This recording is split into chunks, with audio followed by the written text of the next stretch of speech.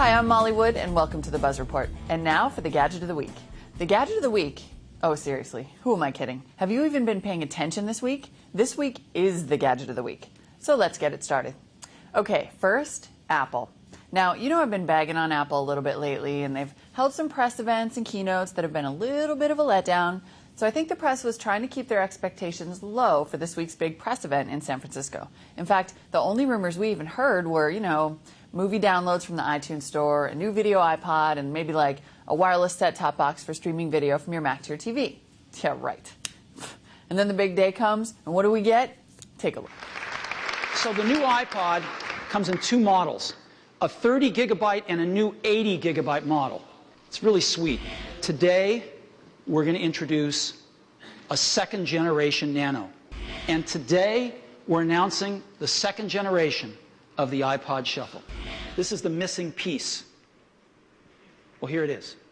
Internally, we call it iTV. And today, we are making available over 75 films online. Well, he wasn't wearing a black turtleneck. Anyway, let's take a closer look at those Apple products. First, there's a new Ipod Lineup. There's a tiny little square-shaped shuffle that clips onto your clothes. Then there's the new video iPod, which isn't really that new and isn't really any more video-friendly other than a brighter screen. But you can get 80 gigabytes for $350, so I'm not really going to quibble with that. And there's also a new aluminum iPod Nano line, featuring a 2 gigabyte model in silver, a 4 gigabyte model that comes in a variety of colors like pink and blue and green, and an 8 gig model that only comes in black. Because apparently girls don't need 8 gigs. Thanks, Steve. Thanks a lot. This is it right here. And finally, the big announcement of the day, iTV. Apple unveiled their plans to release a wireless set-top box early next year that will let you stream movies, video, and music from your computer to your television. It's sort of like a media center PC, without the PC part, the hard drive, the DVD capabilities, or the TV tuner. But the interface? Mwah. In other product release news, TiVo has released its long-awaited Series 3 TiVo, which records high-definition content on 2 separate tuners. Woohoo! Finally! The new high-def TiVo can also stream photos and music on your home network, just like iTV, and has built-in Ethernet. Finally! Man, are we excited! The new TiVo costs $799 plus your cable fee, plus a monthly fee of about $15, does not work with pay-per-view or video on demand, and doesn't include TiVo to go. Wait, what? Let's pause that.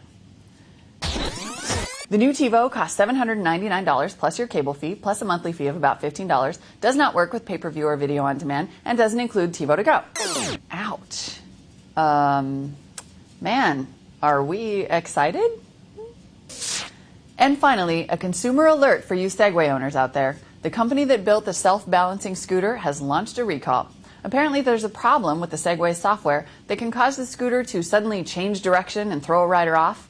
And in addition, when the batteries run low, the Segway might simply fall over and toss you to the ground. Not safe. The Segway recall evidently affects every single Segway ever made. Now, Steve Wozniak says he'll get them all back to the company right after this weekend's polo match. I'm Molly Wood, and this has been the Buzz Report. Thanks for watching.